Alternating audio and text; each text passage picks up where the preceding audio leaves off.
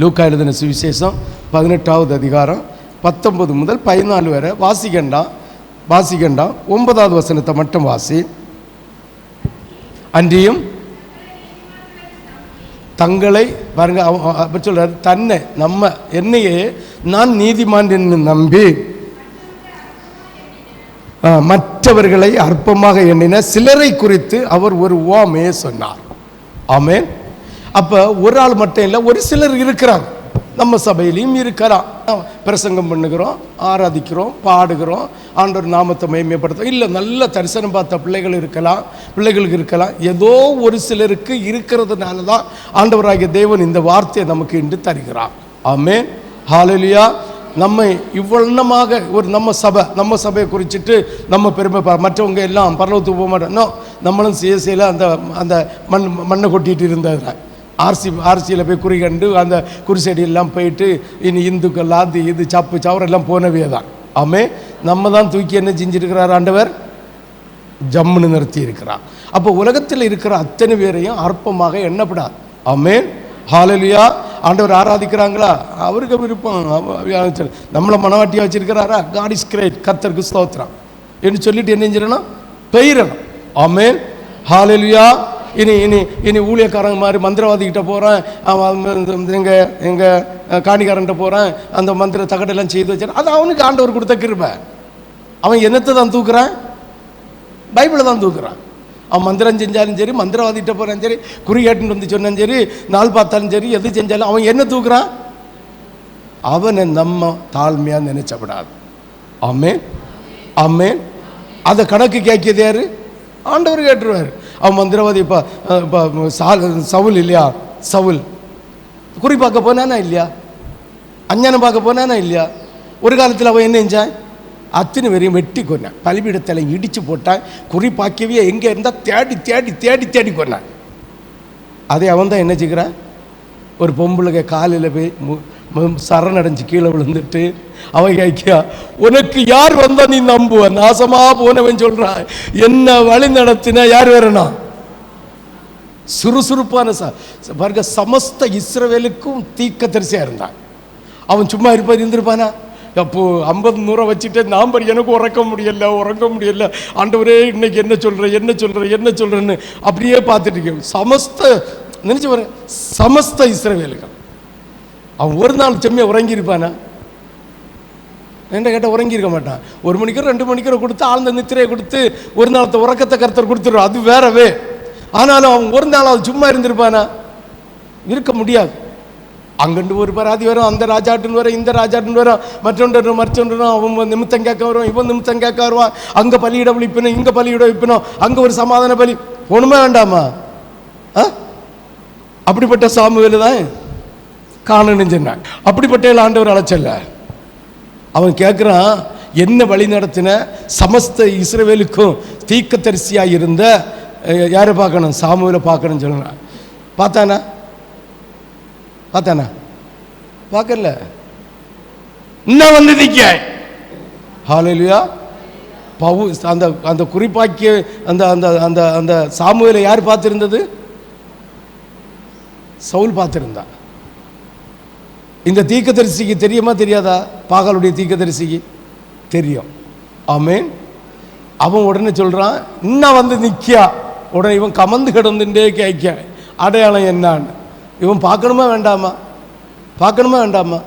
அங்கே அடையாளம் என்னன்னு காணாமல் கேட்கலாமா? கேட்க முடியாது. இவன் கமந்து கிடந்துட்டு அங்கே என்ன? அவன் துண்டு போட்டிருக்கேன். ஓஹோ, சரி. அப்போ சாமுவேல் சொன்னது போல தீர்க்க தரிசனத்தை யார் சொல்றா? பிசாசு சொல்றான். நம்புனான், போனான், செத்தான். ஆமென். ஹல்லேலூயா. அவன் யார் இருந்தான்? இஸ்ரவேலுக்கு ராஜாவா இருந்தான். குறிச்சொல்லிகளை வெட்டி கொன்னவனா இருந்தான். குறிச்சொல்ற எந்த ஒரு ஆளையும் வச்சாம இருந்தா ஆண்டவருக்குள்ள வைராக்கியமா இருந்தவன் தான் நாசமா போனான். ஆமென். இதை நல்லா புரிஞ்சுக்கணும். நான் இருக்கேன், நான் நல்லா பேசுகிறேன் இல்லையா? நல்லா பேசுகிறேன், நல்லா துதிக்க வச்சு எல்லாம் செய்ய, நான் எப்போ விழுவேன்னு எனக்கே தெரியாது. ஆமே. அப்போ நல்லா புரிஞ்சுலுங்க. 2 பேரும் ஜெபம் பண்ண போச்சுனோம். 9வது வசனத்தை ஒருக்க வாசி. அன்றியும் தங்களைன்னா ஜெபம் பண்ண போனவன் அவன் நீதிமான். இப்போ என்ன நீதிமான்னு நான் தீர்மானிச்சனுமா தேவன் தீர்மானிச்சனுமா? நான் நீதிமான்னு ஒருபோது தன்னை நினைத்து கொள்ளக்கூடாது. அதுதான் இங்கே நீங்கள் என்ன வரம் பெற்றியானா எனக்கு தெரியவே தெரியாது. இயேசு கூட இருக்கிறார் அப்படியே சொல்லி முடிச்சிருவேன். ஆமென். அவன் தன்னை நீதிமான்னு சொல்லிட்டு ஒருத்தன் போய் ஜெபம் பண்ணாய். நான் வாரத்தை 2 நாள் அதுக்கு தான் வாரேன். இந்த 21 நாளும் கர்த்தர் தரிசனத்தை தந்து உங்களை உயர்த்தி வைக்க போகிறார். ஆமென். வருகிறவர் பாக்கியவான். அவனுடைய கூலிக்கு ஏற்ற பலனை அவர் அவனுக்கு தருவார். ஆமென். நீங்கள் பெற்ற இந்த 21 நாள்லையும் பெறுகிற கிருபையை, பெறுகிற தரிசனத்தை, பெறுகிற அன்பை இழந்து போகாதபடிக்கு நீ ஆலயத்தில் வந்து வழிபடும் போது நீ தாழ்மையோடு வரணும். எப்படி வரணும்? தாழ்மையோடு வரணும். இந்த ஜோமனை போனவன் சொல்லிய நான் 2 நாள் உபவாசிக்க அவன் இருதயம் எப்படி இருக்கான்? யாரை பார்த்தாதுன்னு சொல்லிய தேவனுடைய ஆலயத்தில் போய் நான் 2 நாள் வாரத்துக்கு உபவாசிப்பேன். ஆண்டவரே, அவனை போல அல்ல, நான் என்னுடைய பாணியே தனி பாணி, நான் வேலைக்கு போகல, ஒன்றும் செய்யலை, நான் உமக்காகவே இருக்கிறேன் என்று சொல்லி ஒருத்தன் போய் கேட்குறான். ஆமென். ஹல்லேலூயா. அப்போ தன்னை தான் நீதிமான் எண்ணுகிறவன் பைத்தியக்காரன். நான் நீதிமான், நான் ஜபத்தில் வல்லவே, நான் பிரசங்கத்தில் வல்லவே என்று தன்னைத்தானே ஒரு நீதிமான ஒருத்தன் நினைச்சான்னா அவனை போல தரித்திரன் ஒருத்தனும் கிடையாது. வாசிங்க பார்ப்போம். ஏசாயா தீர்க்கதரிசியின் புஸ்தகம், லூக்கா 16:15. லூக்கா 16:15. லூக்கா 16:15. அவர்களை நோக்கி, இது 16:15 தானே? ஆமாம். அவர்களை நோக்கி, நீங்கள் மனுஷர் முன்பாக காட்டுகிறீர்கள், தேவனோ அறிந்திருக்கிறார். தேவனுக்கு முன்பாக அருவருப்பானது. அப்ப நான் என்ன நீதிமான நினைச்சா வெளிப்படையா நீங்க நம்புதியா இல்லையா? என் இருதயத்தை நீங்க பார்க்க முடியுதா? பார்க்க முடியல. என் இருதயத்தை யார் அறிகிறது? தேவன் அறிகிறார். எனக்கிட்ட நான் நல்ல பிரசங்கம் பண்ணியேன், நான் நல்ல துதிச்சேன், ஆண்டவர் என்ன கொண்டு இப்படி செய்யார் இருதயத்தில் என்ன இருக்குது? ஒரு சின்ன மேட்டின்மை இருக்கு. 2 தீர்க்கதரிசி, இளந்தீர்க்கதரிசி போனான், கையை மடக்க முடியல, நிமித்தான், மடக்க முடியல, திரும்ப இவன் தான் நிமித்தான். இவனுக்கு இருதயத்துக்குள்ள என்ன இருந்தது? கருவாலி முள்ள போய் கிடந்து செத்து கிடந்தான். ஆமென். அப்போ நம்ம இருதயத்துக்குள்ள எந்த மேட்டினுமே வச்சுட்டு ஆண்டவருக்கு ஆலயத்தில் போய் ஜெபம் பண்ண தகுதியற்றவர்கள். தன்னை நீதிமானாக தான் நினைக்கப்பட ஆண்டவர் தீர்மானிக்கணும். நம்முடைய கிரியைகளை, நம்முடைய நடத்தைகளை, நம்முடைய உடுக்கையை, நம்முடைய பேச்சை, நம்முடைய ஊழியத்தை, நம்முடைய ஆத்ம ஆதாயத்தை, ஆண்டவருக்கு பிரியமான தான தர்மங்களை, ஆண்டவருக்கு பிரியமான உபவாசங்களை, ஆண்டவருக்கு பிரியமான ஜபங்களை, ஆண்டவருடைய சமூகத்தில் தன்னை அர்ப்பணித்து தன்னை தானே வெறுத்து தன் சிலுவை சுமந்து கொண்டு இயேசுவுக்கு அடிமையாக சீசனாக ஆகிறவனை கர்த்தர் நீதிமானாய் பார்க்கணும். மனுஷன் நீதிமானாய் பார்க்க முடியாது. ஆமென். அப்போ தன்னை நீதிமானாய் எண்ணுகிறவன் ஆண்டவருக்கு பார்வைக்கு யாரு? எரிச்சலுடையவன். ஆமென். ஏசாயா தீர்க்கதரிசியின் புஸ்தகம் 65:5 வாசிங்க பார்ப்போம். 65:5. வேகமாக போனோம்.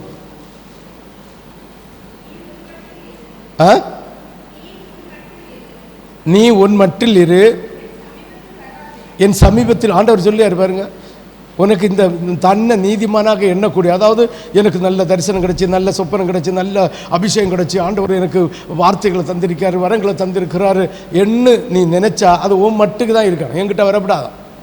வாசிங்க அந்த 65:5.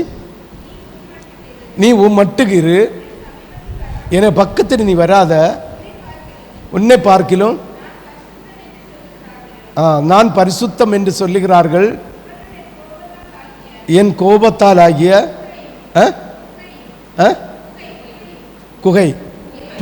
புகையும் நாள் முழுதும். புரியுதா உங்களுக்கு? அதனால ஆலயத்துக்கு வரும்போது அது ஊழியக்காரனா இருக்கட்டும், யாரா இருக்கு, தன்னை இருதயத்தில் புகழக்கூடாது. ஆமென். ஆமென். முடிவடைந்து நிலைச்சு நிற்காம ஒருத்தனும் பரலோகத்துக்கு போக முடியாது. வேணாம் 1000 தீர்க்க தரிசனம் சொல்லிட்டு 1000 நொண்டிகளுக்கு சுகம் ஆக்கட்டு. பாருங்க அடுத்த வசனம் 10, 11, 12 வாசிங்க பார்ப்போம். லூக்கா 18, 10, 11, 12. 2 பேர் போய் ஜெபம் பண்ணும்படி ஆண்டவருடைய ஆலயத்துக்கு போனார்கள். ஒருவன் பரிசேயன், மற்றவன் ஆயக்காரன். பரிசேயன் நின்று, தேவனே நான் பரிகாரர், அநியாயக்காரர், விபச்சாரக்காரர், மற்ற மனுஷனை போலவும் கிட்ட நிற்கிய மனுஷனை, அதான் சொன்னேன். வெளியில் உள்ள சபையில் உள்ள ஒருவேளை விபச்சார மாடல் அலங்காரம் போட்டிருக்கிற, அதாவது நகை அடிகிற சபை, அதான் விபச்சார மாடல் உள்ள சபைகளை குறித்தோ. ஆமை. அதுக்கு முன்ன இந்த 2 வந்துல பரிகார்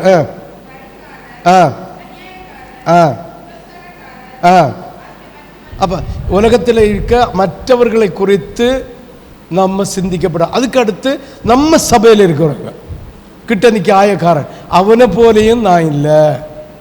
ஆமே. அப்போ மற்றவங்களை சுட்டி காட்டி நம்ம கேட்கப்படாது. அதை அவன் கேட்குறான், இப்படி இப்படி இப்படி இப்படி இப்படி இப்படி இப்படின்னு கேட்க, எல்லாம் அடுத்தவனையே சுட்டி காட்டிகிட்டே இருக்கிறான். ஆமேன். ஆனால் இவன் அப்படி இல்லை. ஆயக்காரன், ஆண்டவர் நான் பாவி, நான் பாவி, நான் பாவி, நான் ஒன்றுக்கும் உதவாத குப்பை, என்னால் உபவாசம் செய்ய முடியலை. பாருங்க, 2 நேரம் உபவாசம் பண்ணி நீதிமானாக ஒரு பரிசுத்தவானாக தென்படுகிறவன் போச்சு. ஆனால் இவன் பாவி. 2 வாரத்துக்கு 2 நாள் ஜோம் நம்ம உபவாசம் பண்ணும்போது, அடுத்த வசனம் இதோ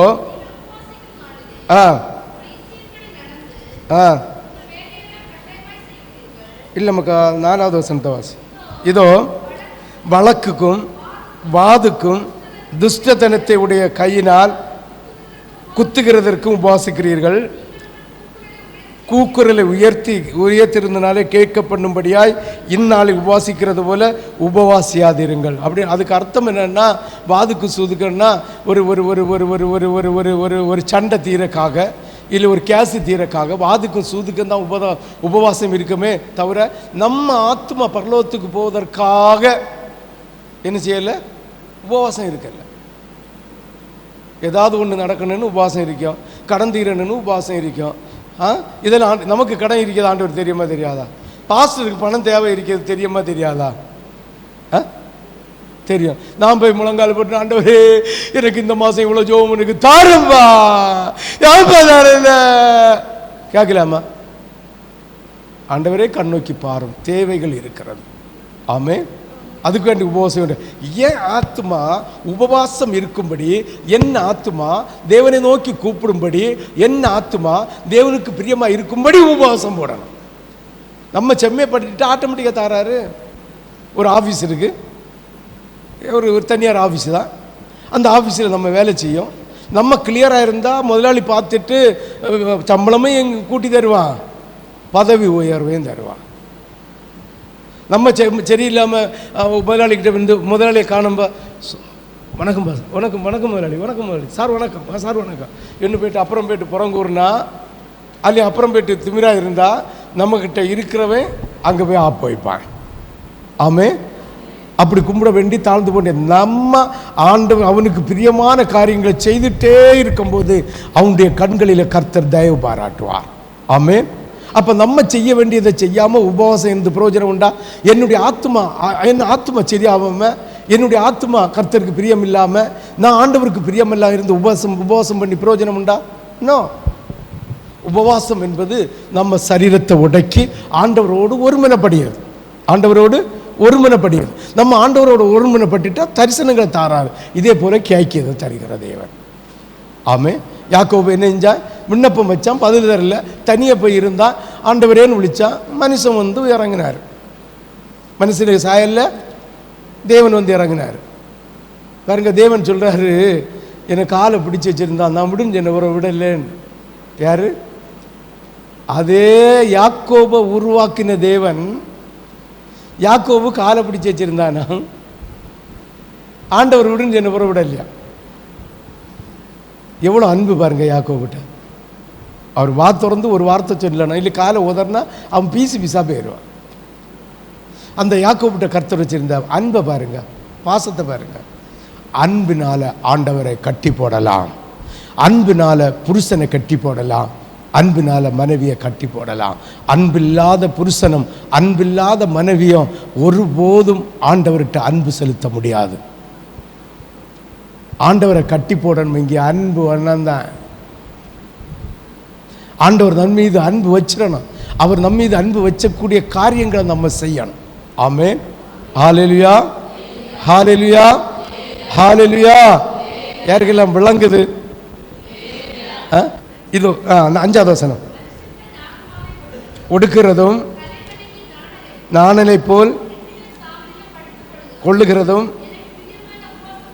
இருக்குமோ? அதாவது செய்ய வேண்டிய காரியம் எல்லாம் செய்யாமல் ஆண்டவருக்கு பிரியமில்லாத காரியத்தை எல்லாம் செய்துட்டு ஆண்டவருடைய சமூகத்தில் உபவாசம் இருக்கிறது, ரெட்டுடுத்தி இருக்கிறது ஆண்டவருக்கு பிரியமோன்னு கேட்கார். வாசி எப்படி எதிராக வந்தோம்? 5. மனுஷன் தன் ஆத்மாவை ஒடுக்கிறதும் தலைவணங்கி நாணலை போல் இரட்டிலும் சாம்பலிலும் படுத்துக் கொள்ளுகிறதும் எனக்கு பிரியமான உபவாச நாளாக இருக்குமோ? இதையா உபவாசம் என்று கர்த்தருக்கு பிரியமான நாள் என்று சொல்லுகிறாய்? ஆமென். அப்போ 2 பேர் ஜோம் பண்ணிச்சனும். நான் உபவாசிக்கிறதுனால கர்த்தருக்கு கிருபை கிடைக்கும், நான் பைபிள் வாசிக்கிறதுனால கிடைக்குன்னு இருதயத்தில் மேற்றின்மை நினைச்சா அந்த பரிதாபம். தன்னை தாழ்த்தணும். எந்த நேரம் வேணும்னா வான அளவுக்கு உயர்ந்த தீர்க்கதரிசியாக இருக்கட்டும். நீங்கள் சாமுவேலை பாருங்க, இல்லைங்க தாவீதை பாருங்க, இல்லைங்க ஆபிரகாமை பாருங்க, இல்லைங்க யாக்கோபை பாருங்க, இல்லைங்க ஈசாக்கை பாருங்க, இல்லைங்க மோசையை பாருங்க. அத்தனை பேரும் அவ்வளோ பெரிய மனிதர்கள், அவ்வளோ மகிமை நிறைந்தவர்கள். தன்னை தாழ்த்திட்டே இருந்தேன், தன்னை தாழ்த்திட்டே இருந்தான். அப்போ தேவனுடைய ஆலயத்துக்கு வரும்போது தன்னை தாழ்த்தாமல் எவன் இருக்கிறானோ அவன் சபிக்கப்பட்டவன். அப்போ தன்னை தாழ்த்தாமல் தேவனிடத்தில் வந்து நீங்கள் வேண்டிக் கொள்ளுகிறது அது கர்த்தருக்கு பிரியமான காரியம் அல்ல. அவருடைய சரீரத்தையும் இரத்தத்தையும் பானம் பண்ணுகிறது அது அவருக்கு பிரியமான, அது அவருக்கு எரிச்சலான காரியம். ஆமென். ஹல்லேலூயா, ஹல்லேலூயா. வசனம் அந்த லூக்கா 18:13-14 வாசிங்க பார்ப்போம். ஆயக்காரனும் தூரத்திலே நின்று வானத்துக்கு நேர ஏறெடுக்க துணியாம தன்னை குறித்து நீதிமானாய் நீ எண்ணாத கர்த்தர் ஒன்ன நீதிமானா வைப்பார். ஆமென். அப்போ தன்னை குறித்து பெருமையாக எண்ணி என்ன செய்யக்கூடாது? ஆயக்காரன் என்ன சொல்கிறான்? தன்னை தாழ்த்தி ஜோம் பண்ணுறான். ஆண்டவர் சொல்கிறார் அவன் அல்ல இவனே நீதிமானாக்கப்பட்டான். வாசி ஏசாயா தீர்க்கதரிசியின் புஸ்தகம் 66வது அதிகாரம் 66 2-4 வரை.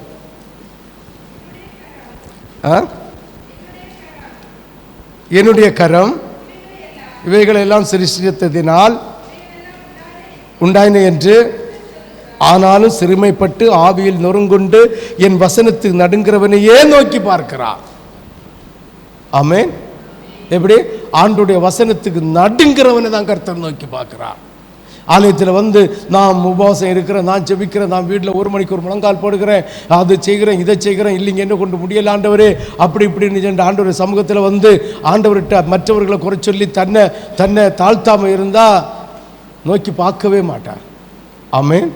ஹல்லேலூயா, ஹல்லேலூயா, ஹல்லேலூயா, ஹல்லேலூயா, ஹல்லேலூயா. 66 என்னுடைய கரம் இவைகளை எல்லாம் சிருஷ்டித்ததினால் இவைகளை எல்லாம் உண்டாயின என்று கர்த்தர் சொல்லி, ஆனாலும் சிறுமைப்பட்டு ஆவியில நொறுங்குண்டு என் வசனத்துக்கு நடங்கிறவனையே நோக்கி பார்க்கிறேன். மாட்டை வெட்டுகிறவன் மனுஷனை கொல்லுகிறவனாகவும் ஆட்டை பலியிடுகிறவன் நாயை கழுத்தறுத்தவனாகவும். ஆமென், ஆமென். மாடை வெட்டுகிறவன் துணிஞ்சு என்ன செய்கிறான்? மனுஷனை வெட்டுறான். சுன்னத்துக்காரனோட டியூட்டி அதுதான். அவன் எல்லாரோட ஆசீர்வாதமாக இருப்பானா, ஆனால் துன்மார்க்கனாக இருப்பானா. ஆமென். ஹல்லேலூயா. வேதம் அழகா சொல்லி இஸ்மவேல் சந்ததியை ஆகார்ட்ட என்ன சொன்னார்?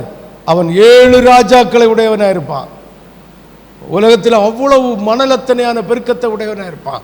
ஆனால் என்ன செஞ்சிட்டாரு? ஒரே ஒரு வார்த்தை இடையில பிஸ்கட் வச்ச துன்மார்க்கனாக இருப்பான். உண்மையாக சொல்கிறேன், ஒருத்தனையும் நம்ம பார்க்க முடியாது.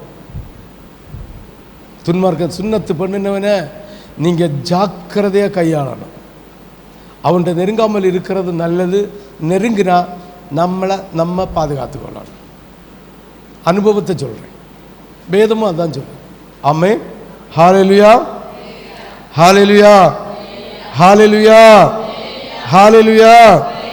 பாருங்க, மாட்டை வெட்டுகிறவன் மனுஷனை கொல்லுகிறவனாகவும் ஆட்டை பலியிடுகிறவன் நாயை கழுத்தறுத்தவனாகும். ஆமென். ஆட்டை பலியிடுகிறவன் யாரு? மாட்டை வெட்டுகிறவன் விசுவாசி. ஆட்டை வெட்டுகிறவன் ஆசாரியர். ஆமென். அவர் ஆண்டவர் சொல்லுவார், விசுவாசியும் சொல்றாரு, ஊழியக்காரன் சொல்றான். மாட்டை வெட்டுகிறவன் மனுஷனை வெட்டுகிறான், ஆட்டை வெட்டுக்கிறவன் நாய்க்க கழுத்தா இருக்கிறான். நாய்க்க கழுத்தறவன் நாயின் கிரயத்தை உடையவனை போல ஆண்டவருடைய ஆலயத்தில் பலிபீடத்தில் ஆராதனை செய்கிறான். நாயின் கிரயமும் வேசி பணமும் ஆண்டவருடைய சமூகத்து அப்பத்தில் எந்த பங்கும் பெறப்படாது. ஆமென். அப்போ இந்த வேசி பணத்தை நாயின் கிரயத்தை பெற்றுக்கொள்வதற்காக உரிய ஆசாரியனா ஊழியக்காரனாக இருக்கிறார். என்ன சந்தேகம் இன்னைக்கு உலகத்தில் பாரு. பணத்துக்காக ஊழியக்காரன் எதையும் செய்கிறான், எப்படியும் செய்கிறான். பணம் கிடைச்சா போதும், நல்ல காரு கிடைச்சாலும் நல்ல நல்ல அதுக்கு மேலே தான் போகலை. ஆமென் சொல்லலாமே. அதுக்காக என்ன இளவும் செய்கிறான். ஆண்டவர் சொன்னது சரிதானே. மாடை வெட்டுகிற விசுவாசம் என்ன செய்யணும்? மனுஷனை வெட்டுறான், கொலைப்பாதகனாய் மாறுகிறான். ஆட்டை பலி கொடுக்கிறவன் எப்படி மாறான்? நாயின் கழுத்தை அறுத்து இரத்தத்தை கொண்டு பலியிடுகிறவன், அதாவது நாயின் கிரயத்துக்கு ஒத்த ஊழியத்தை செய்கிறான். ஆமென். ஹல்லேலூயா, ஹல்லேலூயா. பாருங்க, எத்தனாவது வசனம்? 3. நாயை கழுத்த இருக்கிறவனாகவும் காணிக்கையை படைக்கிறவன் பன்றி இரத்தத்தை படைக்கிறவனாகவும் இருக்கிறான். ஆண்டவர் சமூகத்தில் காணிக்க படைக்கிறவன் இன்னைக்கு நிறைய நம்ம சபையில் மேக்சிமம் இல்லைன்னு நினைக்க நிறைய பேர் என்னென்னா பொருத்தனை பண்ணுவேன். இத்தனை வட்டி கிடைச்சா ஆண்டவருக்கு தான் இவ்வளோ கொடுப்பேன், இந்த பணம் கிடைச்சா, இந்த அநியாய பணம் கிடைச்சா இத்தனை கொடுப்பேன் என்று பொறுத்து. இதுதான் காணிக்கையினால் தீட்டுப்படுகிறாங்க. பண்ணியை தொடுகிறவன் யாரு? தீட்டுப்பட்டவன். பன்னியின் இரத்தத்தினால் தீட்டுப்பட்டவர்கள் காணிக்கப்படுகிறார்களாம். வாசிங்க பார்ப்போம் அந்த பாயிண்ட் மட்டும்.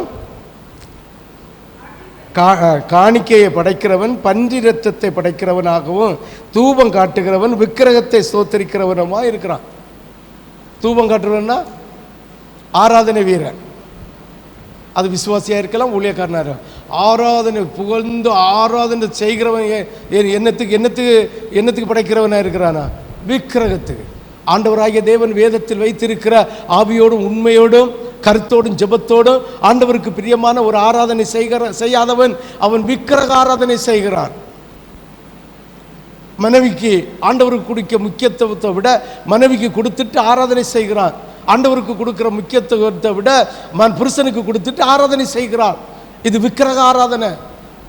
தூபம் காட்டுகிறது ஆண்டவருக்கு கொடுக்கிற மகிமையை கொடுக்காம இன்று விக்கிரக ஆராதனைக்கு ஒத்த சாபத்தை செய்துவிட்டு அக்கிரமத்தை செய்துவிட்டு ஆராதனை.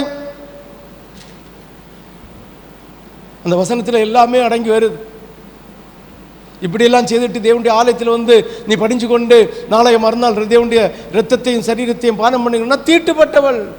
அதனால் ஆசீர்வாதத்தை காண முடியாது, அதனால் நன்மையை காண முடியாது, அதனால் நன்மையை புசிக்க முடியாது. சும்மா தின்னலாம். யாரு தின்னது போல? லூசிபரா? யூதாசு தின்னது போல தின்னலாம், அவ்வளோதான். யாரு தின்னது போல? யூதாசு தின்னது போல தின்னலாம். புட்டு கொடுத்துட்டு சொன்னார் துணிக்க, அதான் புட்டு கொடுத்துட்டு நீ செய்ய வேண்டிய சொன்னார். உடனே பிசாசு உள்ள போயாச்சு. அவன் இருதையும் இருமாப்போடு ஆண்டவருக்கு பிரியம் இல்லாமல் எப்போ அப்போ துணிக்கையில் கை போட்டானோ அப்பொழுதே பிசாசு உள்ள யாரையாச்சு. அது வரைக்கும் யாரல். இவன் போய் பேரம் பேசுகிறான், எங்கிட்ட போய் அதிபதிகள்கிட்ட போய் பேரம் பேசுகிறான். 30 வெள்ளிக்காசுன்னு பேசி முடிச்சுட்டு வந்தாச்சு. காட்டி கொடுக்க எல்லா தீர்மானமும் போட்டாச்சு. அப்போலாம் அவனுக்கு உள்ள என்ன செய்யலை? பிசாசு யாரில். எப்போ அப்போ துணிக்கையில் கை போட்டானோ அப்போ யாரு சொல்ல.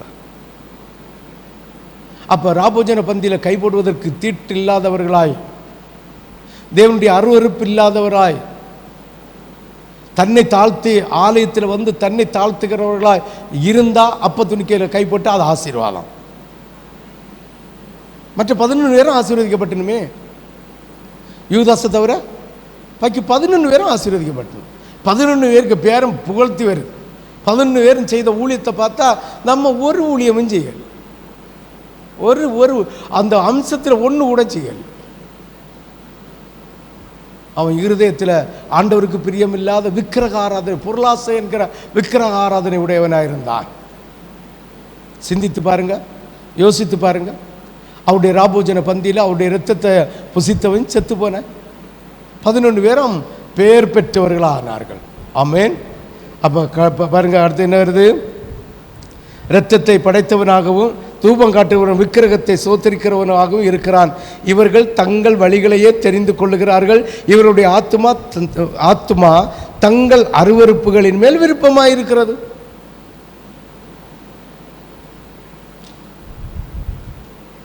இப்படி ஒரு ஆராதனை செய்துட்டு ராபோஜன பந்தியில் கைப்பட்டால் பாவம் இல்லையா? ஏதோ ஒரு காரணத்தை காட்டிட்டு ஆண்டவருக்கு கொடுக்க வேண்டிய மகிமையை, ஆண்டவருக்கு கொடுக்க வேண்டிய ஸ்தோத்திரங்களை, ஆண்டவருக்கு செலுத்த வேண்டிய மகத்துவத்தை செலுத்தாமல் விக்கிரக ஆராதனைக்கு ஒத்த ஆராதனையும் ஆண்டவருக்கு காணிக்கை படைக்கிறது பண்டிகை ரத்தம், அப்படி தானே? பண்டிகை ரத்தத்தையும் நாய்க்கு ரத்தத்துக்குடைய பலிபீடத்தில் ஆராதனையை செலுத்திட்டு மாட்டை வெட்டுகிறது போல மனுஷனை வெட்டுகிற மனுஷனாக இருந்துட்டு என்ன செய்யணும்? ராபோஜன பந்தியில் கை போடுறோம். ஏசாயா தீர்க்கதரிசியின் புஸ்தகம் 66வது அதிகாரம் 2-4 வரை வாசித்தோம், அப்படி தானே? எரேமியா 31:19 முதல் 20 வரை. நான் திரும்பின பின்பு மனஸ்தாபப்பட்டு கொண்டிருக்கிறேன். நான் என்னை அறிந்து கொண்டதற்கு பின்பு விழாவில் அடித்து கொண்டிருக்கிறேன். வெட்கி நாணிக்கொண்டும் இருக்கிறேன். என் இள வயதின் நிந்தையை சுமந்து வருகிறேன் என்று சொல்லி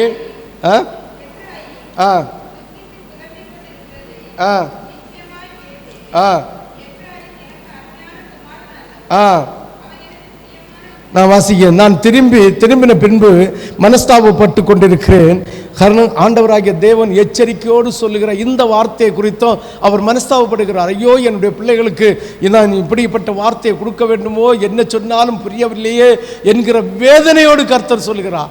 எப்ராயிம் ரட்சிக்கப்பட்ட பிள்ளைகள், ஆண்டவருக்கு பிரியமான பிள்ளைகள். இன்னும் இந்த இடத்துல இருக்கிற ஒவ்வொரு பிள்ளைகளும் யாருக்கு பிரியமானவர்கள்? ஆண்டவருக்கு பிரியமான பிள்ளைகள். எத்தனாவது வசனம் வாசித்தான்? 19 வாசித்தான், அப்படி தானே? புலம்பிக் கொண்டிருக்கிறதை நிச்சயமாய் கேட்டேன். எப்ராயிம் எனக்கு அருமையான குமாரன் அல்லவோ, அவன் எனக்கு பிரியமான பிள்ளை அல்லவோ, அவனுக்கு விரோதமாய் பேசினது முதல் அவனை நினைத்து கொண்டே இருக்கிறேன். ஆகையால் என் உள்ள அவனுக்காக கொதிக்கிறது, அவனுக்கு உருக்கமாய் இறங்குவேன் என்று கர்த்தர் சொல்லுகிறார். ஆமே.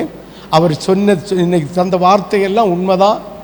பட் நீங்கள் அழுது இன்றைக்கி ஆண்டவருடைய சமூகத்தில் தன்னை ஒப்படைத்தா உங்களுக்காக மன இறங்குவேன். ஆண்டவரே, நான் ஊழியக்காரியாக இருப்பேன். ஆண்டவரே, நான் ஊழியக்காரனாக இருப்பேன். எங்களுடைய சுயநலத்துக்காக எதையும் செய்ய மாட்டேன். எங்களுடைய சொந்த நிலத்துக்காக மட்டுமில்லை, எங்களுடைய ஆவி ஆத்தும சரீரம் பிறருக்காக அர்ப்பணிக்கு தங்கள் சரீரத்தில் சூடு இல்லாமல், சொரணை இல்லாமல், தங்களுடைய சரீரத்தில் எந்த ஒரு பெருமை இல்லாமல், எந்த சொந்தத்துக்காக இல்லாமல் ஜனங்கள் வந்தார் அவர்களை போஷிப்பதற்கு. ரெண்டாவது, சகோதரன் ஒப்புரவு ஆகி வந்து வெளிப்பட வேண்டும். சகோதரனுக்குள்ள ஒப்புரவு ஆகி வந்து கர்த்தருடைய பந்தியில் கை போடணும். ரெண்டாவது என்னது? முதலாவது தாழ்மையோடு வந்து கர்த்தருடைய பந்தியில் கை போடணும். ரெண்டாவது என்னது? சகோதரனோடு ஒப்புரவாகி வந்து வழிபடணும். மத்தேயு 5வது அதிகாரம் 22, 23, 24. மத்தேயு சொல்லுமகா, மத்தேயு 5, 22, 23, 24. நான் உங்களுக்கு சொல்லுகிறேன், தன் சகோதரனை, நான் வீட்டில் உள்ள அண்ணன் தம்பிகளை சொல்லலை, நம்ம சபையில் உள்ள சொல்கிறேன். எப்படி? ஓ, அவ அப்படி, இவ இப்படி, அவ இப்படி, இவ இப்படி குறை சொல்லிகிட்டே தெரியப்படாது. அத்தனை பேருக்கும் பங்கு உண்டு. அடுத்தவங்களை குறை சொல்லுது. அதுலேயும் சபையில் பந்தியில் கை போடுகிற ஒன் சகோதரன். ஆமே. ஹalleluya. உங்கள் ஊழியக்காரனும் உங்கள் சகோதரன் தான், உங்கள் ஊழியக்காரையும் உங்கள் சகோதரி தான். நம்ம எல்லாரும் ஒரே சகோதரத்துவம். இந்த இருக்கிற பிள்ளைகளில் ஒருவரையும் குறை சொல்லப்படாது. குறை சொல்லிட்டு தேவனுடைய சமூகத்தில் என்ன செய்யப்படாது? பந்தியில் கை போடப்படாது. வாசி, மத்தேயு 5வது அதிகாரம் 22 ஒன்று வாசிமகா.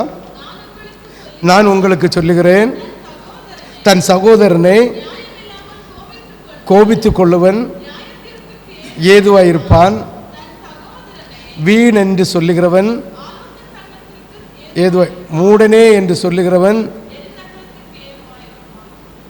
என்ன நகரம்? ஆமென்.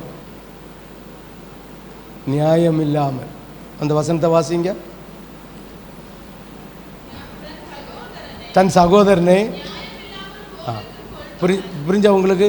நியாயம் இல்லாமல் ஒரு ஆளை, நம்முடைய சகோதரனை ஒரு ஆளை முட்டாளுன்னு சொன்னால் நம்ம எங்கே போவோமா? எங்கே போவோமா?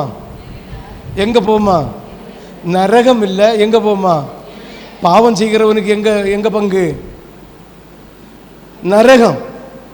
ஆனால் பந்தியில் கை போடுகிற ஒரு பிள்ளைய இன்னொரு பிள்ளை கேவலமாக தரக்குறைவா தாழ்த்தப்பட்டதை போல பேசினா அவங்களுக்கு நரகம் கிடைச்சாது.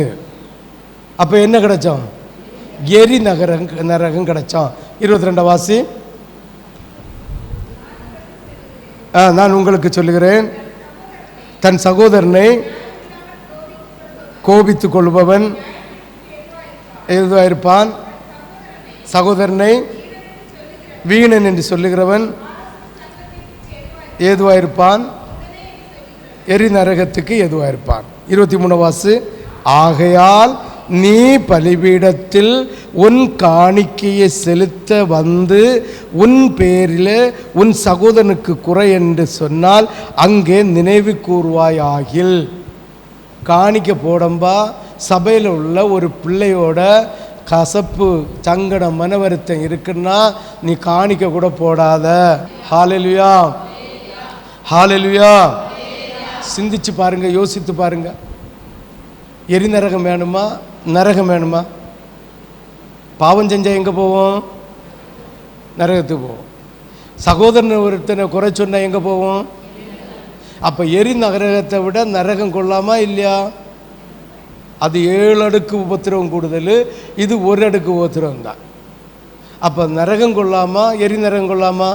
ரெண்டுலையும் கம்பேர் பண்ணம்பா நரகம் தான் கொள்ளலாம். அப்போ நீங்கள் எரி நரகத்துக்கு போறீங்களா நரகத்துக்கு போறீங்களா? அப்போ எந்த ஒரு தீங்கும் செய்யாத. ஆமென். பாவம் செய்தால் நரகம். ஆண்டவருக்கு பந்தியில் அவருக்கு சரீரத்தையும் இரத்தத்தையும் புசித்து பருகிற சபையில் இருக்கிற ஒரு பிள்ளையை குறைச்சோன்னா எரி நரகம். என்ன நரகம்? எரி நரகம். அப்போ பரலோகம் வேணுமா நரகம் வேணுமா எரி நரகம் வேணுமா? பரலோகம்தான் என் பேச்சு, பரிசுத்தந்தான். 23 ஆகையால் நீ பலிபீடத்தண்டையில் உன் காணிக்கையை செலுத்த வந்து உன் பேரில் உன் சகோதரனுக்கு குறை உண்டென்று அங்கே நினைவு கூறுவாயாகில். 24 அங்கேதானே பலிபீடத்தில் முன். இது நல்ல ஒரு ஆண்டோடைய உபதேசமாகும். ஆண்டவர் என்ன தெரியுமா? காணிக்கையை வச்சுட்டு போக சொல்லாமல் கொண்டு போக சொன்னா வா சென்று ஓடிடுவேன். அதனால கர்த்தர் என்ன செஞ்சார்? காணிக்கையை கொண்டு போகாத, பலிபீடத்துக்கு மேலே என்ன செஞ்சு வச்சுட்டு போ. காணிக்கப்பட்டியில் என்ன செய்யாத, போடாது. காணிக்கைன்னா ஆண்டவருக்கு நீங்கள் அர்ப்பணிக்கிற அர்ப்பணிப்பு. உங்களுக்கு வருகிறதுல எப்படி காணிக்கை செலுத்துகிறீர்களோ அதே போல் உங்களுடைய இருதயத்தில் நீங்கள் கர்த்தருக்கு அர்ப்பணிக்கிறதும் காணிக்கைக்கு ஒப்பானது. ஆமென், ஹல்லேலூயா. அப்போ காணிக்கை அவங்க இருதயத்தை கர்த்தருக்கு காணிக்கையாக கொடுக்கும்போது ஒரு குறை இருக்கக்கூடாது. சபையில் உள்ள ஒருவரோடு ஒருவர் எந்த குறையும் என்ன செய்யப்படாது, இருக்கப்படாது.